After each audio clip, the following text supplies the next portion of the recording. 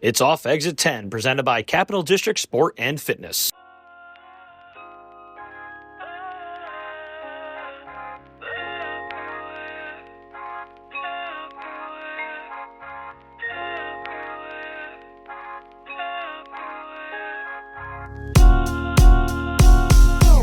So knowing that you guys, just from watching your content, doing good quality training, I respect you for doing that. There's the other piece of the online training that I think is just trash, you know? Yeah.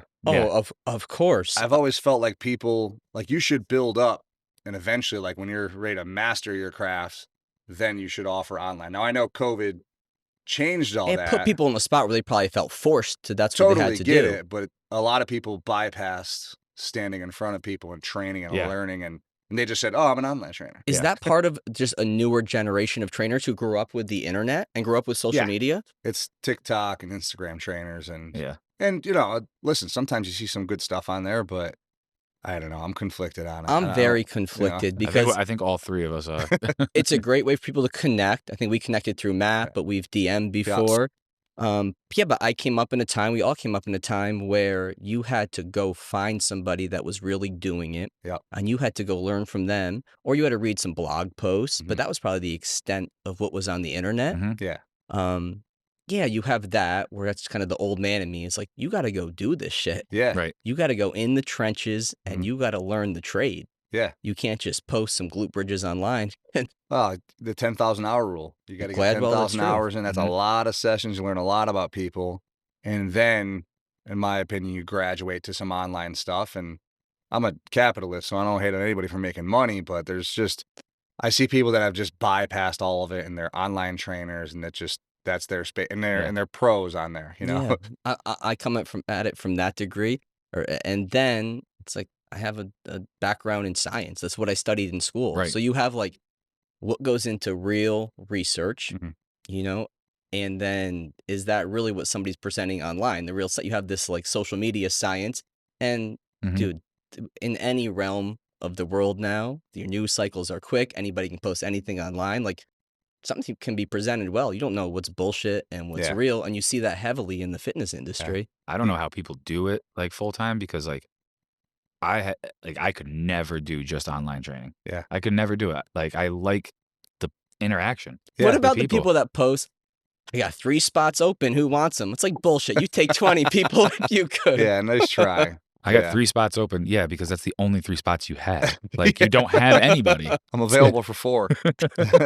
Yeah, you're creating like this scarcity thing. Yeah. But this is a hard industry to really do it in, man, and make a living. Yeah, I want to congratulate you guys, because you guys are obviously doing it, and you're doing it well, and you're offering quality training. There's a lot of ways you can make money. You can piece it together in fitness, but, you know, I've been in it for, I don't know, started in 2010 or so as like a full-time fitness person, and I've seen a lot of flash in the pan type of people.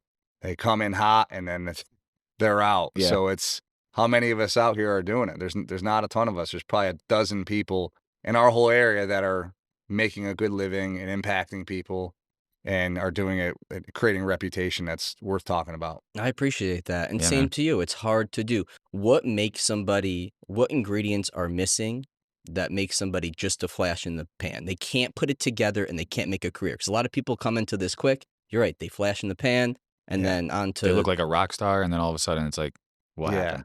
Onto real estate, onto whatever. You know? Well, we experience actually at Orange, like we have a lot of studios, and we have people that want to be a coach. A lot of times people think because they lost a ton of weight. Hey, pause for a second right here, guys. I gotta kill some. I forgot this is. You can hear it good. I can't hear nothing. Yeah, it is. Podcast. Sorry. Yeah, you're good. All right, Orange Theory coaches. Sorry. Flash in the pan. Flash in the pan. This is Mike's like OCD kicking in. Technical issue. We're back. You see this where coaches come in quick. You just saw my anxiety. You saw my OCD. Yeah. We're here and we're still doing it, and we're gonna keep doing it. Let's but do it. I'm Power bald. through. My beard is white. This doesn't come at no expense to me. But yeah, okay. You see coaches that sometimes are a flash in the pan. Yeah, I think people believe that if they had a transformation physically, or they're going through something in their life, and then they started training hard, and that kind of save them, then they think like, oh, this is my calling. Yeah. I should be a fitness professional. Mm-hmm. And they do that. And then when the going gets tough and you got to wake up and train people at 5 a.m., 6 a.m., 7 a.m., or the late nights or the weekends, they fade out pretty quickly, you know? So I think there's that transformation type of person.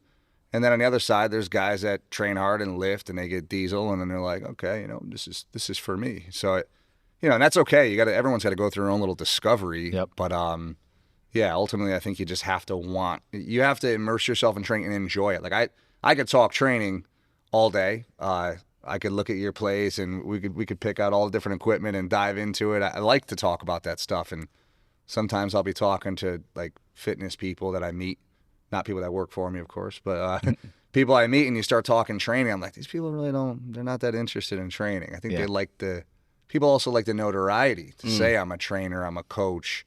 But, you know, it's not easy. It's not an easy industry to make it in. And, you know, our group has been able to employ a lot of people and create a living for them. So I'm proud that we've been able to do that. Yeah, that's awesome. I think that's a big piece, too, is how many businesses in the fitness industry are structured to actually have employees have a career. Yes. You know, because, listen, we're all human. We have our jobs, and hopefully you're passionate and you enjoy your job, but you want to have a life. You want to have a family and friends and other things. And it's like working a shitty commission job can only last you so long. Right. And I mean, going off of what you were saying, Mike, is like I have a client who became a trainer. And I remember the first day he came to me, and he had never worked out really ever in his life before he started working out with me. Probably a year and a half in, he had like started thinking about it. And I was like, come back to me in 6 months and then tell me you're still interested. And then I'll give you steps to help you get there. But you're not going to be a trainer overnight. And then after, during COVID, he actually finished everything. He got a job at a gym, and he was training for probably over a year. And he's still training, but he does photography and stuff too. So he has a passion for both. He's like, I'm going to cut back a little bit here so I can do a little bit here too and delve into both things. But it was like, I wasn't going to be like, yeah, let's do it. I was like, come back to me in 6 months and then tell me you're still interested. Because if you are, I'm like, you're interested right now because of exactly what you said. He saw results. He lost weight. He was getting stronger. He wanted to help people, but he didn't know any other way how to help people. Yeah. And I was like, well, let's wait and then tell me, because I know a lot of people that get burnt out really easily, and then they get burnt out from their workouts because they don't, and then they don't work out either themselves. So I would probably recommend if someone said, I want to be in fitness, but they already have a current career or a job, maybe they're not in love with, I would continue to do that and start layering in your stuff, your fitness, building a book, getting some clients, seeing if it's for you, kind of like as you suggested. And then if you feel like you can make the jump, make the jump. Don't just, people get confused. And again, a lot of it's because social media, like you need to dive fully into this thing. And you need to Gary Vee it. You got to Gary Vee it. And you feel bad when you see people do it. And I'm just like, I don't know. You might want to keep doing your day job for a bit and see how things shake out. That's the route I took. Like I worked retail. Yeah. Like I was a manager in retail. And your retail background is a tremendous benefit to us in here, structuring pricing, doing scheduling, organizing hours. Like that experience in retail and like boots to the floor in retail. Like I had never asked an employee to do something I wouldn't do unless I hadn't done. Obviously, if I had other shit I had to get done, I was like, hey, can you handle this for me? But like that, and I forget, somebody early on told me exactly that. Like, keep your job, supplement with training, and then as you get more and more clients, you can slowly cut back on your other job and then eventually go into training full time. And that's what I did when I didn't go training full time until I was in New York City. Yeah. And that was 3 or 4 years into training already. Yeah. So like, you know, I grinded through it and was working 2 jobs essentially, but it was worth it. And it sounds, so you trained obviously before that, like lifted your whole life and I wouldn't say I lifted my whole life, but I started working out in college a lot. Yeah. Like high school, I didn't really work out. I fucked around a little bit. I just played sports all the time. Yeah. And like that was my workout. And then when I got to college, it was a way for me to go hang out with my friends, meet people. So I would go to the gym all the time, and then we'd play basketball and like everything like that. So then after college, I went to school for exercise science, kinesiology. I still wasn't really sure what I wanted to do. I then decided, was working out myself and was giving little tips of advice to friends or people that I knew. And I was like, I kind of like this. I kind of like the fact that I'm helping somebody, they're seeing results. I love working out. I love the fitness, just like every other fitness person Yeah. that gets into it. And then I was working full-time at another job. I signed up to get my certification and talked to my mom about it, who's always been working out. She works out here now. Yeah. And then everything else kind of took off from there. You know, Nice. I got my first training job and didn't pay well, paid Yep. shit. But like, I was like, you know what? Here's this. I had one private client, and that kind of set me on a path to New York City, and then eventually Yeah. here. So What a place to get started. Yeah, New man. York City. Dude, well, that that's- was actually I was in Pittsfield first, Oh, okay. and then New York City was where I feel like I really learned how to build my personal training business. Yeah. Like that's where I learned how to build the business itself. Whereas when I was in Pittsfield, I learned how to train people. Yeah. And then I learned more of the business side of stuff with training in the city and just refined my skills. I mean, Yeah. do you feel like, Mike, you have to be able to slow things down in a super fast world? Like that's an important quality? Yeah, I mean, you're asking me at an interesting time because I was chatting earlier. Like, I just read this book, Digital Minimalism, and it talks about. Because you told me, you said, I'm taking a break from social media. Yeah, and Good for I you. don't want to be one of those like elitist assholes who's like social media. So I love social media. That's actually part of the reason why I did it. Yeah. But I've found that taking that little break and re-implementing with some strategies on how I want to use my social media as like a tool to help me grow my career and also check on friends and family, but it's been able to slow things down for me and reduce. I'm not like a guy that's got a ton of anxiety or anything, but it reduced any little bit of anxiety I do have. And I'm busy, so I really shouldn't be fucking around on my phone all the time. So Yeah. Mindless scrolling is like the Oh. easiest thing to get stuck in. yeah, I think that's a big plus if you can avoid doing that mindless scrolling. Because, dude, it's hard. It's hard not to. I mean, I do it sometimes. I feel like I've really made an effort since we've had our daughter to not. But what a plus. How many minutes do you have to be productive and do Yeah. things if you're not? Because everybody's doing it. it's not a matter of who is strong enough or smart enough to say I'm not going to go on my phone. The reality is, like Silicon Valley, there's a lot of smart people with a lot of money, and there's reasons why we're going to our phone. Yes, So it's exactly. not just like, oh, I'm bored. But when you find yourself, you're at your kid's game and you're staring down at your phone, it's like, all right, I'm an asshole. I need to. Yeah. It's funny. Get You my think shit like, together. what did we do in those pockets of time where you had nothing to do before we had phones? Like, Jay, what the fuck were we doing? I remember I would like, you know, on the bathroom, it's a big time to scroll. I would literally grab lotion bottles and like just read everything on it. Didn't know where that was going. I got worried for a second. I grabbed lotion bottles. Don't worry. That's one way to replace the phone time. Yeah, just read bullshit and daydream. It's Yeah. funny because I was talking about this more. We were training, and my buddy. So I've been telling them about the book I'm reading. I'm interested in it. So I'm that guy that reads a book and starts talking about it to everybody that'll listen.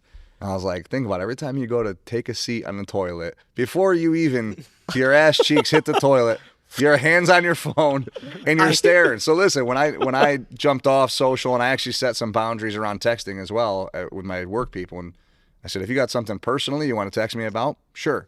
Anything related to work, you're no longer texting me. Everything is through email or Slack. That's huge. Good And for you. so now I don't have to really look at my texts, at least till after work, you know, but I still find myself like sitting down and grabbing my phone. I got to check my text. I got to check my social media. And I'm like, so now, you know, and it's very early. I'll report back. You guys have me back on in about 6 months. I'll let you know how I'm doing. But, Yeah. you know, I don't know if I can physiologically take a shit without being on my phone.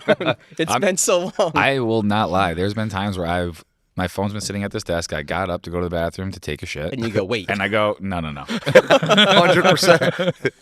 And then I'm in there for an extra, 5 minutes because you get stuck looking at something or reading something or watching something. And you're like, oh, dude, I've been done. What am I doing? If you have to take 30-minute shits, then you might want to look into that. Yeah. Check with a doctor. Hey, you want one of these, Mike? I'm not. You know what? I was a big energy drink guy. Yeah. Okay. And I'm starting to sound like a prude here, guys. I jumped off them. It's been about a year and a half, but I was like, I've been at it for a while. I Yeah. was Okay. bang energy drinks. I was the first guy drinking these, them. These, I like They look these. good though. Yeah, they're nootropic drinks. So there's 75 milligrams from green tea, Okay. and then it's like lion's mane, L-theanine. So I can't do like a bang. That'll fuck me up. Send me through the roof. I've cut significant. So- I was telling Mike how much I drank when I was in the city. I've cut significantly back, like a third of probably what I was drinking. Well, they in the city. taste excellent.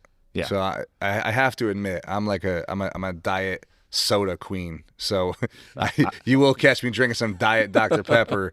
So that's been you like, and Dan Jones. Dr. Pepper's nice though. Yo, didn't Dr. Pepper, I think, like passed like Pepsi as like the number 2. Really? Number 2 soda, like Hey, popular wise. Just so you know. You catch me out there drinking a Diet DP, and I'm not ashamed. I wish I had one here for you. I wish I knew. What's the biggest things in this book, the minimalism book? Your biggest takeaway so far? Obviously, the social media thing.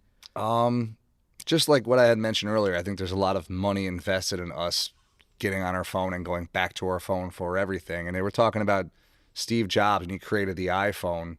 He didn't create it for texting, for emailing, for all this stuff. It was actually just so you can like not have the BlackBerry where you're punching, the numbers, and you connect to your music. So Right. it was So like you have Apple 2 in 1. Music and a phone.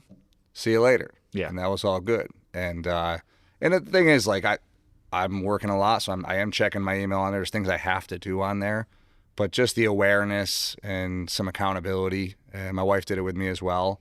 And then I went on to read a second book.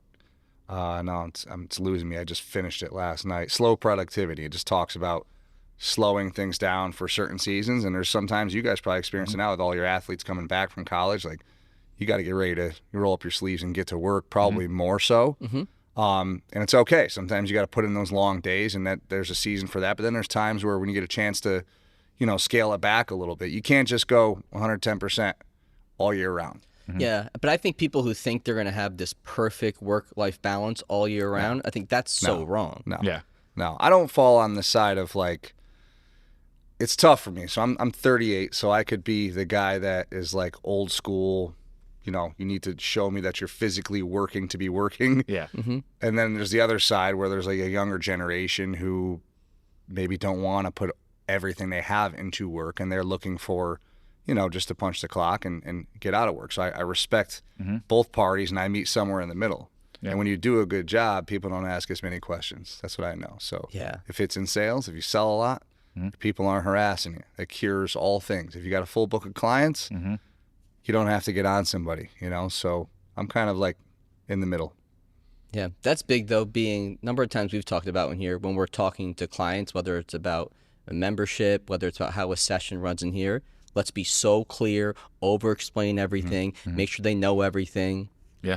Let's less questions, less confusion, less work for us, less like, what the fuck moments for us. Yeah. Well, and I like how you said that with like, if they have, like, you're not going to get on somebody if they, maybe they don't, it doesn't look like they're what you think looks like working hard, but they have a full book of clients. Yeah. They're making sales. Like when I was in New York Sports Club, I was the head trainer and eventually stepped down to just being a trainer because I could make more money and work less. So I was like, no brainer. And then we had a fitness director come in, and he was a tyrant. His name was Tyron, and he was a tyrant. Like, and he's sitting there trying to tell me, you got to book more strategies. I'm like, dude, I got a full schedule. Yeah. I got nowhere to book them. You know why? Because I don't lose my clients. Yeah. I mean, the easiest thing to do is to retain the client, not get a new one. Yeah. So I'm going to do everything I can to never lose one. Yeah. And that was the toughest part for me, was like, I am actually boots on the ground, busted my ass here, and like, you're still on me. So like, I like how you said that, like, you got to be balanced in between. What's worse than that kind of boss or leader? Or I shouldn't say leader because they're not, but like that person who's just riding everybody all the time. Yeah. And keeping people is we've been very successful at that. In fitness. Employees, you're saying. That's huge. People come and go all the time in fitness, and I've been at Orange Theory for close to 10 years. Because your job's very managerial now, right? Operations. Yeah. How'd you get into the industry? So I started as so my brother had a gym. It was called Bridge Street Barbell. This is dating way back to like 2005. And I started, tinkering around. We were swinging kettlebells way back when only Pavel was the only guy who, was the kettlebell guy. There's a lot of them. But it was like a hardcore gym. Guys were powerlifting, competing in strongman, bodybuilding. We were doing jiu-jitsu in the basement. So I started just getting into training some clients, but nothing crazy. I was still young at that time. And then I did some other work in between. I waited tables, bartend, stuff like that. And then I decided that I wanted to be in fitness, and the decision was I was in a jiu-jitsu tournament and I tore my ACL and I needed a job. That helped me make the decision. Yeah. So I went to the gym, the new gym that my brother worked at, and I worked the desk. So I started from scratch. I was the opener, that person at 4:30 a.m. turning the key and you got people breathing down your back. Yep. Start literally from the bottom.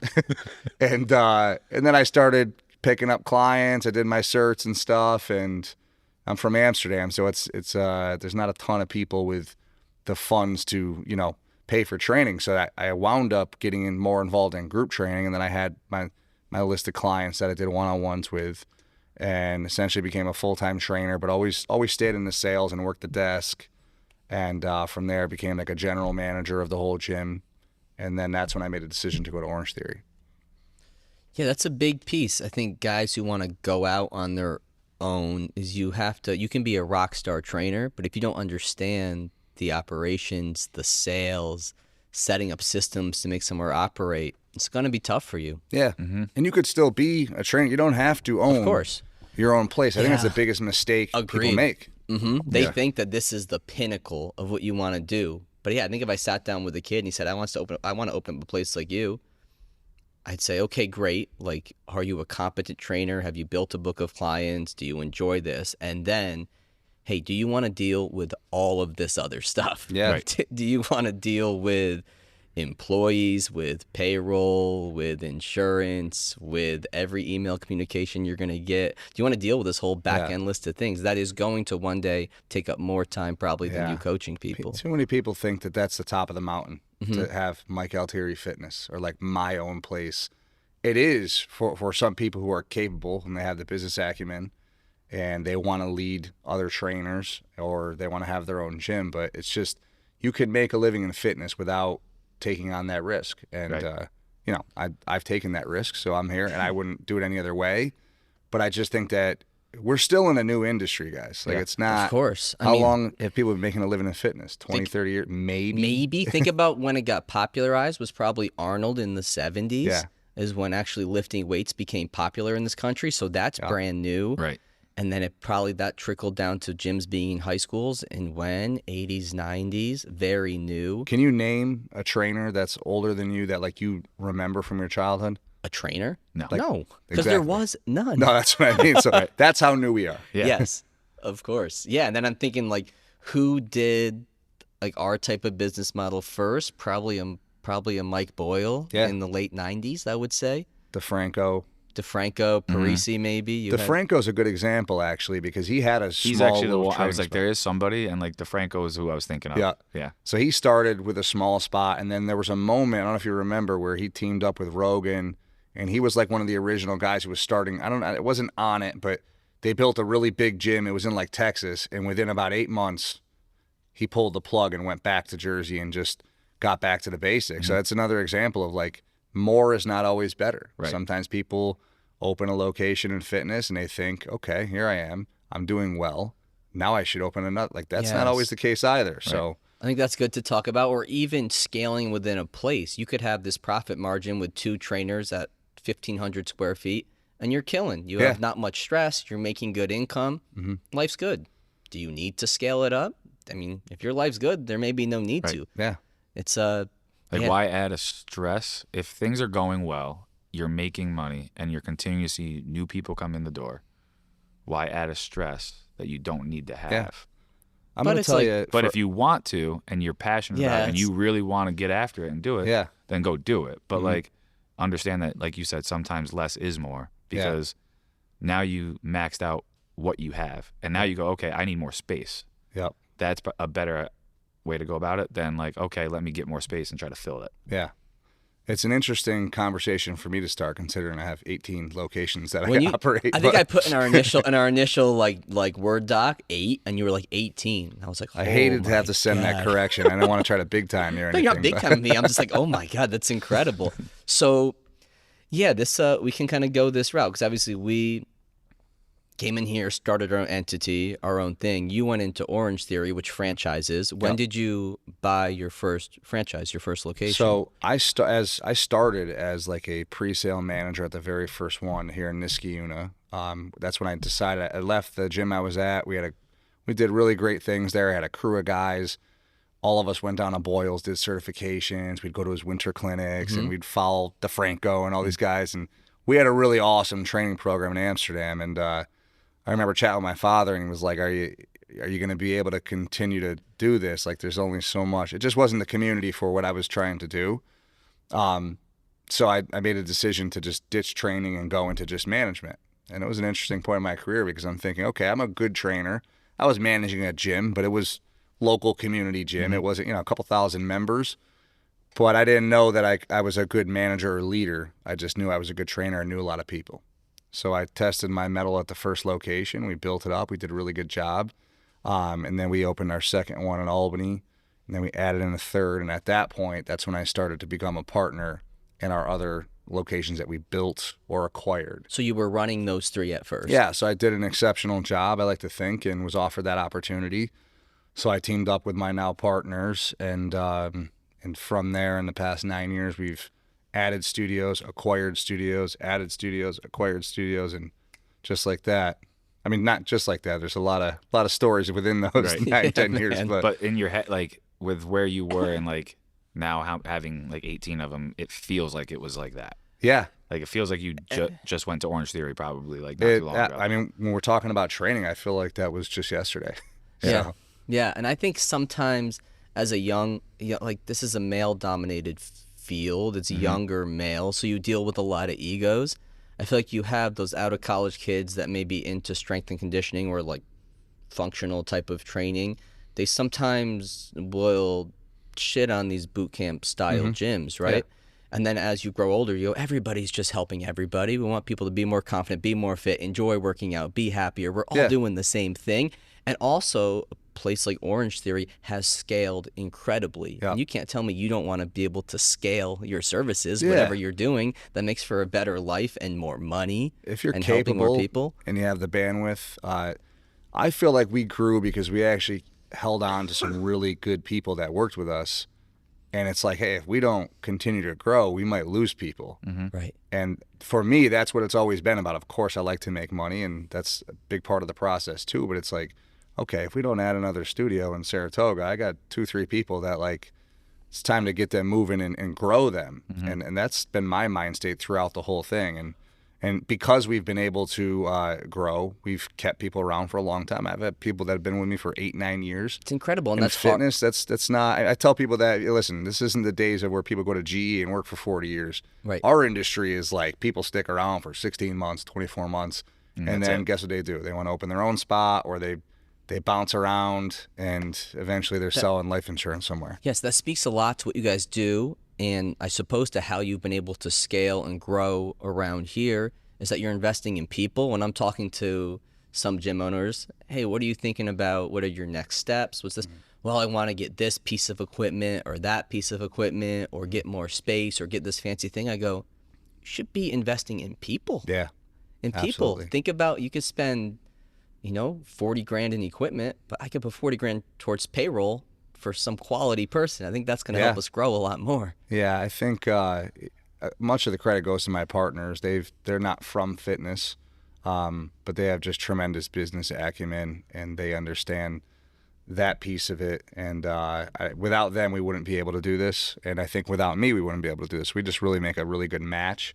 So I've been fortunate also. A little bit of this is luck too. Of course. It doesn't just, I know studios that are out there in the country that it's a different experience in terms of employees and their teams. And I see people leave the company and go somewhere else. And I like to think we offer the best program, but we have a really good culture and a community.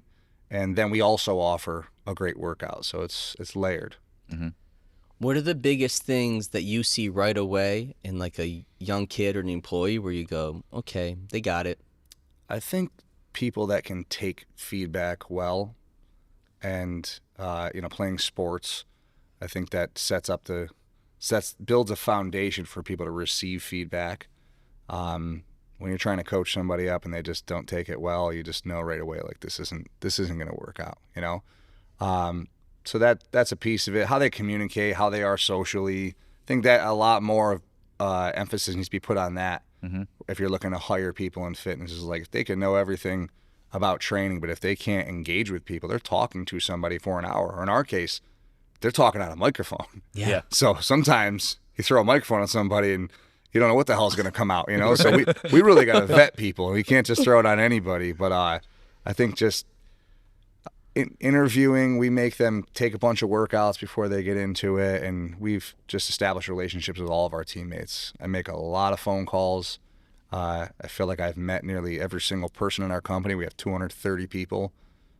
Every manager and head coach I'm engaged with. We talk frequently. We communicate. So we've been able to, grow to where we're at, and hopefully a couple more soon. The supplement industry is like the Wild West. The lack of regulations mean the supplements you purchase may not even contain the ingredients listed on the label, which is why I get my daily vitamins and supplements from Thorne. Thorne vitamins and supplements are made without compromise. Quality ingredients ensure your body optimally absorbs and digests your daily supplements, while in-house and third-party testing ensure you're getting exactly what you paid for. Thorne offers a variety of health tests reviewed by board-certified physicians that evaluate your lifestyle, gut health, sleep, stress hormones, and metabolic markers to determine which vitamins and supplements may be most effective in helping you feel and perform better throughout the day. For college and professional athletes, Thorne has NSF-certified supplements that make sure you won't get pop positive on a drug test. Whether you're an athlete, professional, parent, grandparent, or weekend warrior, Thorne's selection of high-quality supplements can help improve your quality of life. Switch to Thorne's high-quality and extensively tested supplements today at thorne.com/u/CDSF. That's thorne.com/u/CDSF. This episode of Off Exit 10 is brought to you by Bombas. Bombas makes my favorite pair of socks, hands down, alongside the most comfortable and durable underwear, t-shirts, and other everyday clothing staples. Their wide variety of sock lengths, colors, and patterns have you covered, whether you're working out, going out, or lounging at home. I love their merino wool blend athletic ankle sock for long days of coaching at CDSF and getting in workouts myself. And if I'm at home doing work around the house, you better believe I'm wearing my Bombas Sunday slippers with their comfy memory foam midsole. And when you buy from Bombas, you're also buying for those in need. For every item you purchase, Bombas donates one item to people in overnight shelters, transitional living facilities, rehab centers, Title I schools, and medical service professionals. Take my word, if you want to upgrade your sock game to one that's more comfortable, durable, fashionable, and charitable, head over to the Bombas link in this episode's description to browse their full collection of everyday wear, and don't forget to use code CDSF20 for 20% off your first order. It's a big thing too, wanting obviously somebody to be themselves, right? To have their own personality and their own way of just leading a session, but wanting things to be interchangeable also. Yeah. Well, the cool thing about Orange Theory is all of our workouts are written and designed at our corporate offices by people that have, educated in exercise science. And I think that's helpful. We really trust in what they write. I wouldn't want to be hiring people. Like, I don't know every coach if I hire a coach in Buffalo, I can't spend that much time around them. Right. I wouldn't want them writing the workout. Right. So I wouldn't trust most people with that. So the fact that the same workout is being done across the state, across the country is helpful because we can provide support. We can get in front of exercises that may need different cueing, certain type of specialty workouts. We can make sure it's being delivered the right way. So I think that definitely helps. And our business is scalable. Not every business is scalable, like CrossFit, for example. You don't see a ton of people owning more than one CrossFit because They're franchises, or were they're no, but They're like like one owner. You Yeah. don't see one owner owning 5 CrossFits No. because there's a lot of detail in there, and a coach or a trainer can run wild with it. And Yeah. Is CrossFit, it's past its pinnacle of popularity? Do you think so? I feel like there was in the 20 teens it was like so big. I don't Yeah. know. I feel like 2014. Am I right about to that, like or am I just out of the loop? 2014 to like 2018, I want to say was like the peak.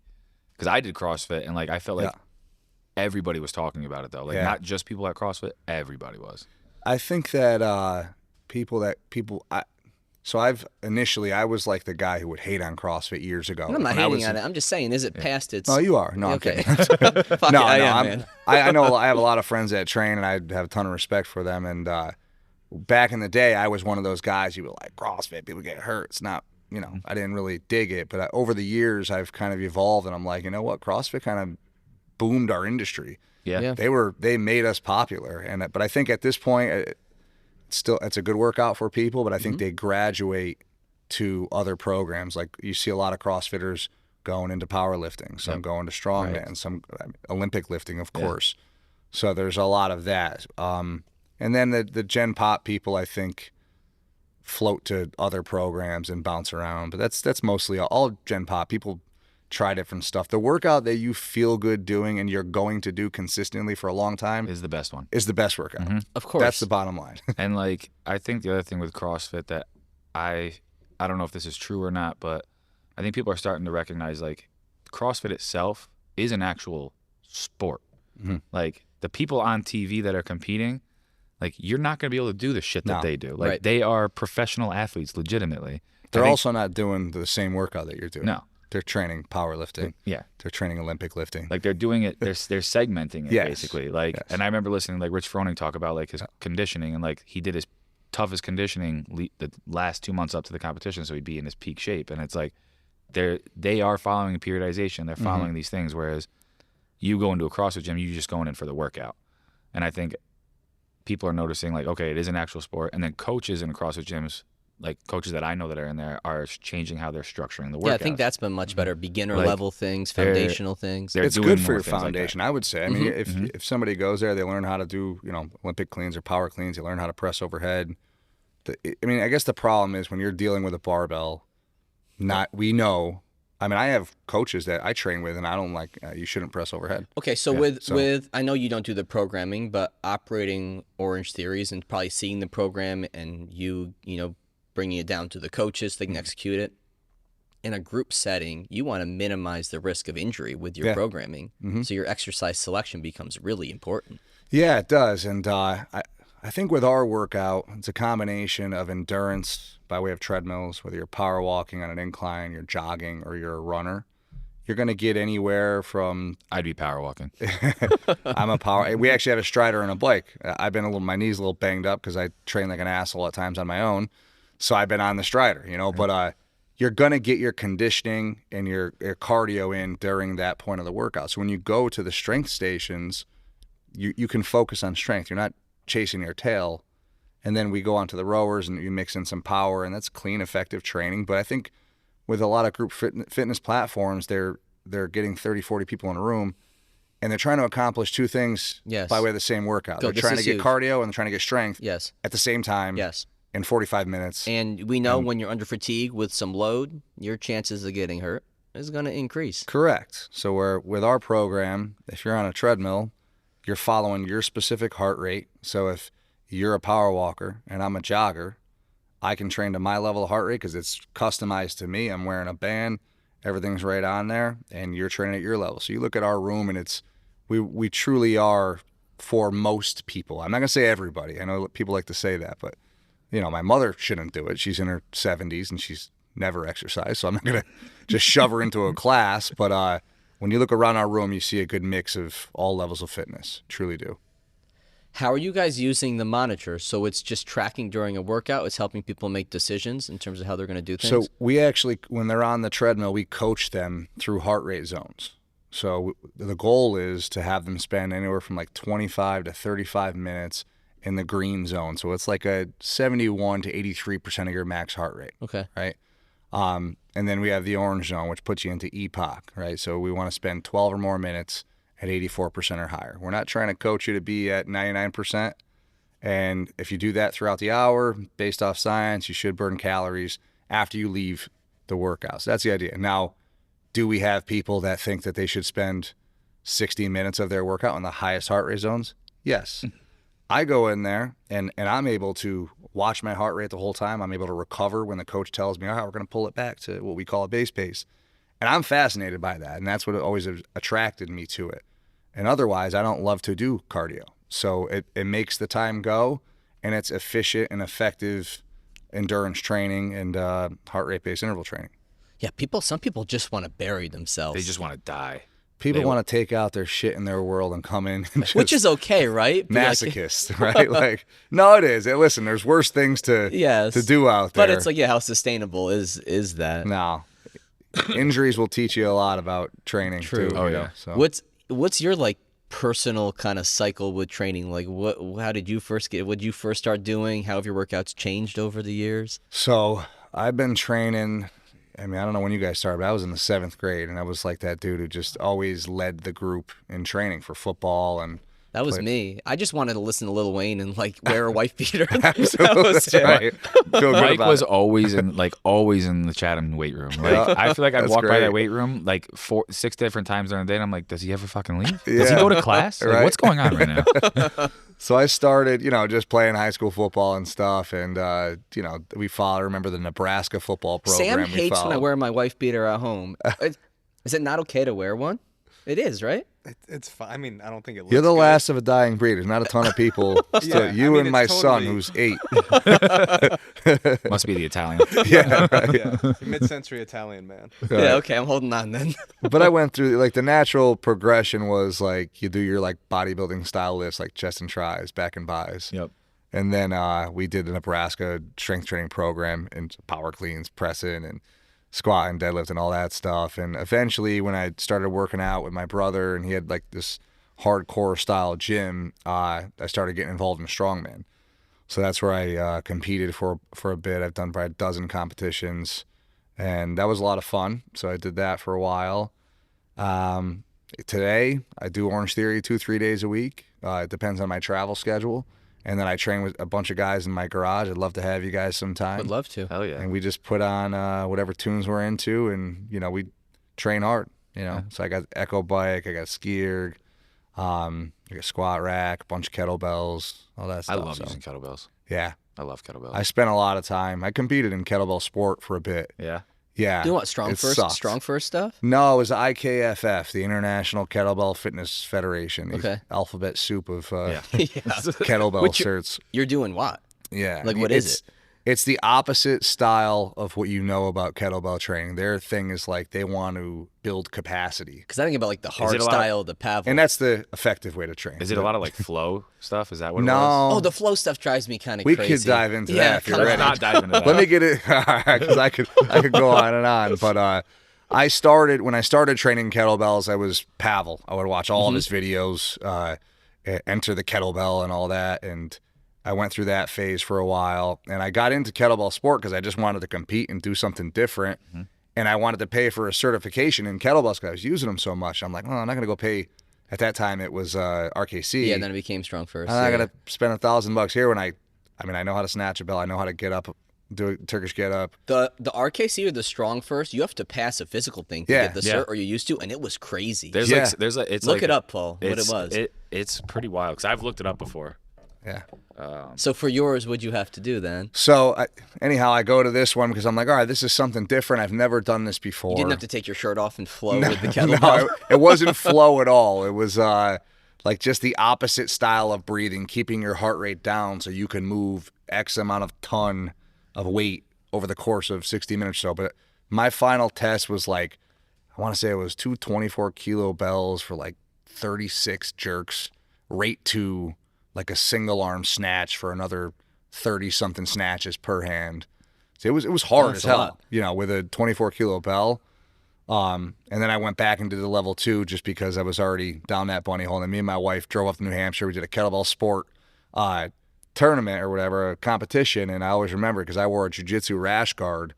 And I got there and I realized like there's times where you have to hold the bells like in this rack position because it's a 5-minute jerk press. Like you can't set the bells down for 5 minutes. Oh, dude. I wore a rash guard, so here's my arms the whole time sliding down my shirt. I go, what an amateur. I showed up, I got no clue what's going on, but yeah, that was fun times. Did you find it, Paul? I found something that wasn't what I thought it was, but Yeah, it was just like a really hard physical, Yeah, physical test. so there is a snatch test. Yeah. Yeah, okay.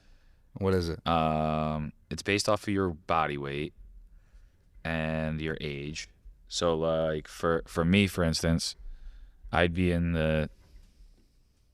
Oh, that's a weird. What am I in here? Oh, geez, Paul, where are you right now? I'd be in like a weird class where I'd either be doing a 24 or 28 kilogram kettlebell first, and then it's Is it timed or reps? it just says snatch test. It says 100/5 minutes. So I You don't gotta know. do 105 105. minutes. Yeah. Yeah. That's hard. Fuck that. Nah, that would suck. That does not sound fun at all. But it makes you on. I mean, I'm not into that style of like you have to complete this test to get our certificate. That doesn't really mean you can cue Right. or do anything with it, but it makes you understand the exercise. If you suck at snatches, you're not going to get through For that. sure. No. You have to be proficient with the lift. I like Boyle's new certification a lot. Have you I did that? his level 1 and level 2. We're going back to like 2013, 2014, and I did his winter seminars, but I'm not sure. Well, actually, I do know a bunch of guys that work for me have gone to it, and they had great things to say about it. But he just simplifies training so much. It, which I think a lot of people need, because in the day of the internet, things can get very complex for people. Yeah. Anyone that, we require a national certification before they come to us. But when we talk about continued ed, we really try to push our people to Boyles. We probably got, if we got, in this area, we have 5 studios, and I got, say, 30 coaches. I'll bet you 15 of them gone through Boyles. I used to be, like a CSCS or NSCA, like required, like a national cert. But now I just do Boyles with our new guys. They're just getting more, CFSC, the Certified Functional Strength Coach. They're just getting more out of it. I would They're getting bypass NASM and all that if I could. But you actually, for our program, you have to show. Right. We have to upload it, which I think is a good thing. For Doesn't sure. hurt. Well, you need standards, because this industry is like the Wild West, because there's no licensure. Yeah. But also, no one would ever just show up to Boyles with no experience unless they so. Correct. But I think that he's the best. It's funny because there's like a group of people out there that like are trying to hate on Boyle now. I don't know if you follow that, like I've seen WEC method, and I was like, Those things are silly, right? just- I don't know enough. I don't follow them, but I've seen like on his like where he'll be on like somebody's podcast or something, and then like he's kind of like going back at him a little bit. Yeah. Like, and it's good because it's like yeah, he has a good way of just crushing people. Yeah. Stuffing them in a But locker. I think it comes down to like stuffing him in a locker. it comes down to being simplifying things for your coaches, for the people that are working out, Yeah. for making sure people don't get hurt. I think he does a great job at that, and for giving people like just the right amount, not too much, just the right amount, the minimum effective dose for you to get better, get stronger, be able to keep coming back to working out. Yeah, I remember a while ago, Boyle was like, some Orange Theories must have opened around him. And he just like put some information out there, just trash. And I was like, this guy broke my heart, man. And I took the high road. That's good. Because my check still drops every Friday, baby. I don't care what Boyle's got to say. All right? And it's probably closer to what Boyle's looking at, too. So he can What was he saying? I don't know. He was just, they have a different way of training their heart rate based stuff. And I think that they like to stay in like what we reference, like the green zone, or what they call A zone 2? Is that zone what a green 2. would be? So, and it's not to say that that's wrong or right, but here's the reality. I got 18 studios. We got over 10,000 members. I physically see people often in studios. They're getting shredded. They're increasing their heart health. They're moving better. And they're not getting injured all that often. People get injured, don't get me wrong. It's always going to happen. We can say that it doesn't, but it does. So, therefore, I'm seeing our program works. And I think that we have credibility. And I think when you open places around some of their places in Mass, I think maybe that got him a little butthurt. But still, I'm not here to trash him, because I think he's the guy that like actually, my program that I write in my garage is Boyles. So love everything he does and all that, and full support of that. But at one point he broke my heart. Yeah, we all get our hearts broken. Yeah, that's it. Yeah, but it's like, hey, we're just here to help people, man. I know. That's it. And it's like, yeah, it's easy to, people like to talk about semantics and like the little minutia of things. And if you are setting people up to get hurt, that's a big no. That's a big no for me. Yeah. But if not, you're good. People they're moving their bodies at a point when they probably wouldn't be moving their bodies. Yeah, absolutely. I feel like our program is pretty simple, and I believe that people leave, if they cancel their membership and move on, they have an idea of what interval training should be. They understand that you can't just go balls to the wall. You have to recover. Right. You should pay attention to that. And we have exceptional coaches that are teaching quality strength training on the floor, and they learn how to row. And if they move on, I feel better that they were a member, because they understand how to do interval training. So yeah, I think the big thing with interval training, that's the biggest no for me, is the exercise selection. Is you shouldn't be crushing yourself, super fatigued when you're doing a heavier deadlift, a heavier squat, an Olympic lift, because those chances of injury just gonna be much higher. Yeah. As it relates to trainers, I will say I think the biggest mistake a lot of trainers like locally make is like they get their job as a trainer, and then the learning stops.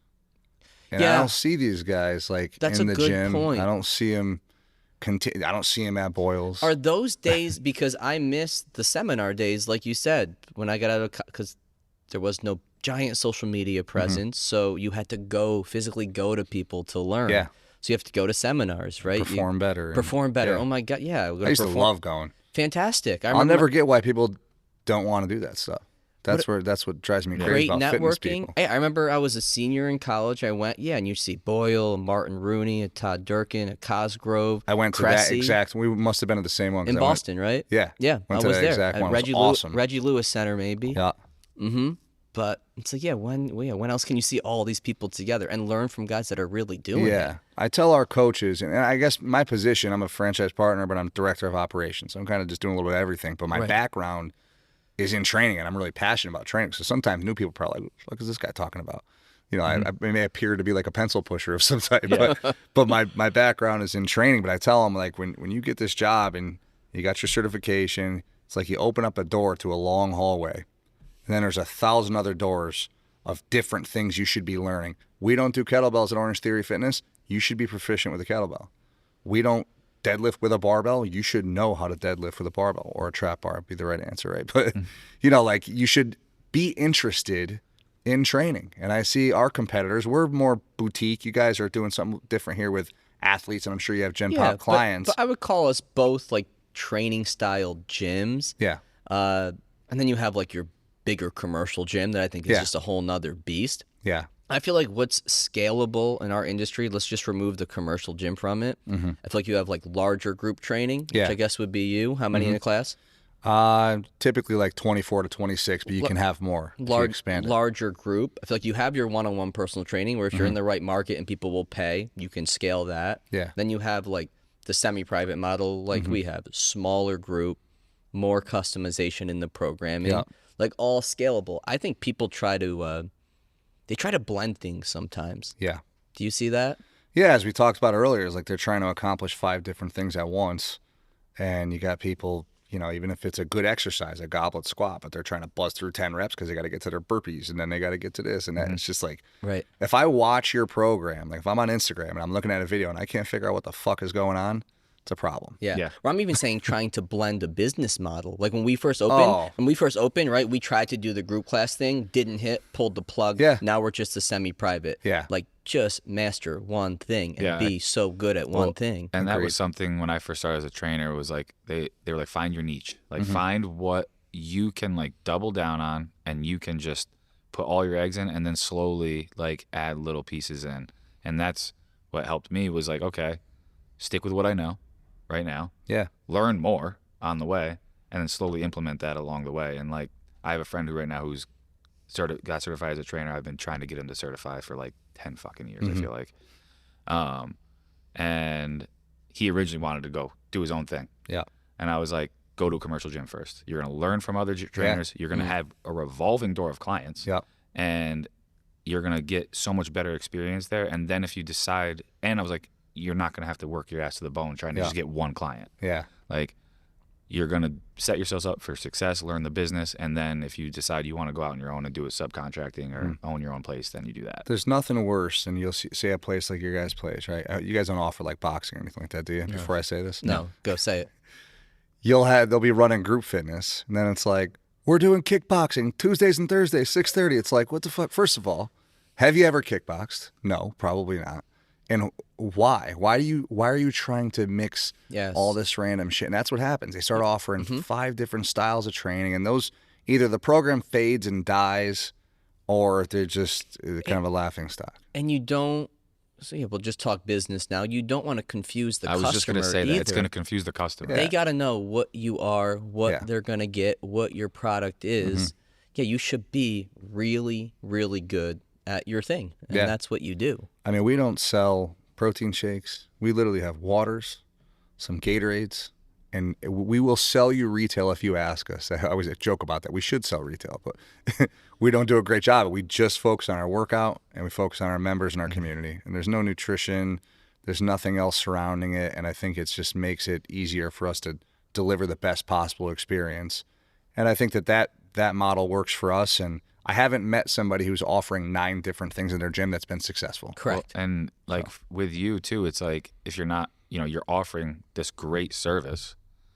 And now if you see somebody that maybe needs that nutrition, the right person that you can be like, okay, I'm going to recommend you. Get the right cooks in the kitchen is what we always say in here. That's it. Like you can have more than one cook in the kitchen, but you got to have the right ones. Absolutely. You know what?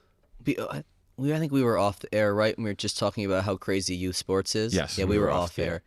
But it's only going to get crazier. You're talking about your kids getting into it. One day our daughter will be into it. But you see this specialization kind of trickle down. It's just happening more frequent.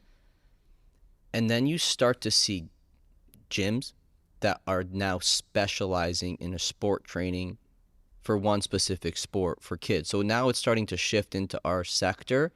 And we talked about being really good at one thing and having a niche, which is good. But my morals say, I don't know if I love it, because for me, the gym should be a place where you're working on general qualities. You're working on moving well, general, energy system training, building baseline strength, baseline power, baseline speed, but they're all general qualities. I'm not getting into specific movement patterns. You don't have your sport implement in here running around. And I don't know if that is me being old school. No, I don't think it is. Because I saw a funny post about like sport-specific training. And it was a video of a guy with a football helmet on, running on the treadmill and then turning and running and like hitting like a pad. And I started dying. And the guy was like showing the video to be like, this is stupid. Yeah. And yes, there are certain exercises with like a baseball player that we will incorporate that maybe we wouldn't put into a football player's program. But in general, the foundation of it is the same. Yeah. Like the movement patterns that you want to get, single leg movements, that kind of stuff is the same. Mm-hmm. And I want to counteract some of these movements they're always doing in their sport. Yeah, I want to do the opposite of that. Like that's when you start allowing parents to determine like what you should be doing with their kid. It's like I talked about earlier, training wrestlers. Like sometimes I trained probably a dozen of them way back, and we would train pretty hard. But that was right when I was fresh out of doing Boyle stuff. So we were doing rear foot elevated split squats. I had trap bar. We were just dialed in, and we were getting really good training. And then at the end, I would let them get on the sled for 5 minutes because the parents just wanted to see us destroy their kids, which I thought was so bizarre. Yeah, but we'll use the bike in here. We'll use the sled. Safe. We got tools for Safe. that. sometimes you got to make a kid want to quit. Yeah.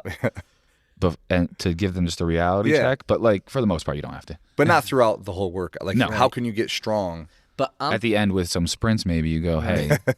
That's it. That's a safe way of doing it. But where my business brain goes is I feel like I need to really, and start now, educating the parent on what the gym should be for an athlete, this place to build general qualities, to counteract what's going on in their sport, to build some baseline speed and strength, all these things, and that it's not to just keep hyper-focusing on their sport. Yeah. I feel like, because over time, our parents going to then, oh, my kid's a baseball player. They're going to look for a place where it's just baseball. Oh, my kid's a lacrosse kid. I need a place that's just lacrosse, just wrestling, just football. Yeah. I just could see it trickling into our industry. Yeah, that'll be a big mistake, and there won't be any money in that. So I don't think it'll last too long. No, because then I see it, and I go, dude, these are, like, kids are going to go into season. Yeah. How are you making money when they're into season? I know. Yeah. I know. That's probably a hustle you guys have to deal with. It's like chasing kids in and out of seasons, or no? Yes, it's a hustle, but we have Gen Pop clientele and athlete clientele. Gen Pop's on a 12-month reoccurring contract. Athletes go on a 3. I would love to put them on a 12, but they're just in and out of season, so a 3 is a better place. So we build this base revenue with our adult clientele. I know it's all coming in. And then we have, throughout the seasons, 3 months of athletes come here, 3 months of athletes come there. So having those 2 funnels of the adult memberships and this makes this extremely sustainable. Yeah. And we've gotten better with systems as far as, and it's hard to put in a concrete system with this, but like when kids are starting to get into their season, like flipping them from like, okay, maybe they're coming in 3 times a week. All right, let's go down. We'll do 4 sessions a month. You just get in when you can. And if they don't use all the sessions in the season, they'll roll over to their summer or into their off season, quote unquote, and they'll be able to use those. But because a lot of times I think like the miseducation is like, oh, I don't need to lift during the season. It's like, no, like you do need to do stuff because injury prevention, like reducing the risk of injury, you can't prevent injury, but reduce the risk is huge. And with baseball guys all the time. I'd be like, let me ask you, do you think Aaron Judge doesn't pick up a weight during the baseball season? And I was like, it's 162 games. Yeah. He is definitely lifting weights. Yeah, well, better yet. So I have a nephew. He plays in the NBA. He's on the Bucks. I saw that when I was researching. Yeah, so like I I always assume that's Andre. Yeah. Shout out Andre Jackson. Yeah. So he tells me like after the games, these guys are training. They get in there and train. So I just found that to be interesting. I'm like, okay, that's great to hear. Like because they're on the road, they're not able. You have to continue to train throughout the year. You can't just shut it down. That's when injuries happen. It's funny because I remember growing up, I'd see like pictures of that, and I'd be like, oh, that kind of seems weird. And then now being in the industry as long as I have, like I remember seeing recently, like they showed the Timberwolves after they like won the series against the Nuggets.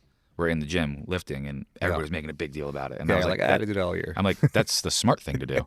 Like because they just got done with a hard game. Yeah. Now they're gonna double down, go put in like a probably pretty hard workout, but they're gonna now have more time to recover from both of those things. Yeah. This episode of Off Exit 10 is brought to you by Anchor and the all-new Anchor Pro, crafted to endure the most high-performance workouts without the high cost and space requirements of a standard cable machine. Named the best portable cable machine by Men's Health Home Gym Awards, Anchor provides the full functionality of a cable machine in one small space-saving unit. Designed with user-friendliness in mind, Anchor can simply be attached to any squat rack or placed on any wall in your home gym using its intuitive sliding track mount. With up to 65 pounds of resistance, Anchor is built for high speed and controlled exercises alike, from cable presses and rows to chops and lifts. The Anchor has been a game changer for us here at CDSF, and now you can enjoy the same professional quality cable machine in your own home gym by heading over to anchortraining.com and using code CDSF10 for 10% off your order today. Get all the benefits of a cable machine without the high cost and installation fees. Enjoy the portable luxury and space-saving performance of Anchor today by going to anchortraining.com and using code CDSF10 at checkout. That's anchortraining.com, promo code CDSF10 for 10% off your order today. This episode of Off Exit 10 is brought to you by Drink Alchemy. Fatigue and brain fog affect us all, destroying everything we pursue. Whether as an athlete, artist, creator, or entrepreneur, our mind holds the key to performing optimally. By combining the most potent organic nootropics found in nature, Drink Alchemy delivers sustainable boost to creativity, memory, energy, and focus in one epic beverage. Stop pumping your body full of excessive amounts of caffeine and unknown proprietary blends from other energy drinks, and get clean energy from Drink Alchemy's natural nootropics like lion's mane, L-theanine, and caffeine from green tea. Used by Olympians, D1 athletes, MMA fighters, and entrepreneurs, Drink Alchemy has become a huge part of my daily routine, making sure I'm functioning optimally during long days of coaching athletes, running CDSF, and getting in quality workouts myself. So do yourself a favor and ditch the energy drinks loaded with caffeine, other stimulants, and who knows what else, and head over to drinkalchemy.com today. Live with your mind unbound and save 10% off your order by using code CDSF at checkout. That's drinkalchemy.com, promo code CDSF for 10% off your order today. Andre, I only saw him play once at Academy. I don't know what year it was. At UAlbany. I walk in, Future's playing. I'm like, oh, this fucking environment. Yeah. Tip off, Academy gets, they kick it back to him. I swear it's like 3 dribbles in front of the free throw line, hammers it. I go, holy shit, this guy is It was real. actually the most fun to watch him in high school. And we've been to UConn. We went to the national championship. We went to all the games 2 years ago now. And but watching him at Academy, because you never seen a kid, like in high school you had one kid that could dunk. And it wasn't a great dunk. They would flush it, you know. Like They'd get up there and they'd barely dunk. Yeah, and you'd be hyped. Everyone would go crazy. But Andre would dunk it 6, 7, 8 times in a game, and then his younger brother Marcus, he'd be alley-oop it to him, and it was just such a fun time to watch him through high school, and then at UConn he won a national championship. So we just a lot of great memories. That's awesome. We've had a lot of good basketball guys through this area over the years. Yeah, You had Jimmer back in the day. You got Herder now. Herder now. Yeah, Andre now. Andre Jackson. Trying to think of. I mean, he didn't make it to the league, but you had the Taylor Battles and Teron Bowie. Yeah. In fact, Taylor, we lived close by when I moved to Latham, and we spent a lot of time together. And at that time, he was working in finance or something like that, and I could tell he didn't love it.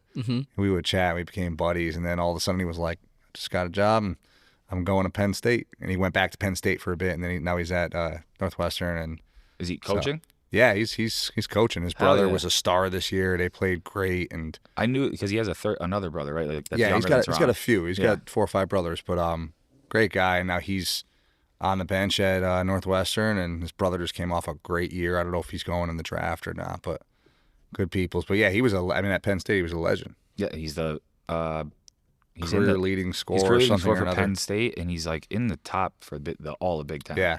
Like somewhere Yeah. around the top. Yeah. Which is crazy to think about. A kid from Section 2. Yeah. All of the Big Ten. Yeah. There's guys like that, and like my nephew, you know, watching Andre, I knew he was going to be that level of a player when he was in like the 5th grade. So sometimes you laugh when parents think that they got a kid on their hand. Okay. That's, you know, That's a real thing too, though, because if you're that gifted, you're that much of a stud, you want to do it, you have the drive and the passion, like you're gonna go there. If you're gonna go pro, you're gonna go pro. If you enjoy it and you have the drive and the passion for it, yeah, it's like how much can you really move the dial on a kid is a real question. You can definitely move the dial. You can build work ethic. You can make them stronger and faster. But there are ceilings to people. Yeah. Your natural skills do give you a ceiling to what you can be at. 100%. Sidebar, Battle is 14th all time. That's pretty amazing. In the history of the Big Ten. That's awesome. Local guy.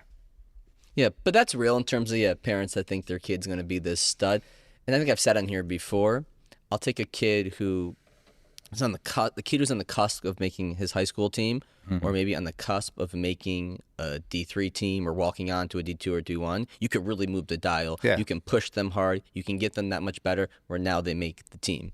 But yeah, if you're a But stud. you're not going to get into the pros. No, and if you're a stud, you're a stud. Most guys that are going to get to the pros, they're going to get there some way, shape, or form. They're going to find the coaches to help them get there or whatever. Like, do I want to believe, like, I helped somebody? Yes, Yeah, of absolutely. course.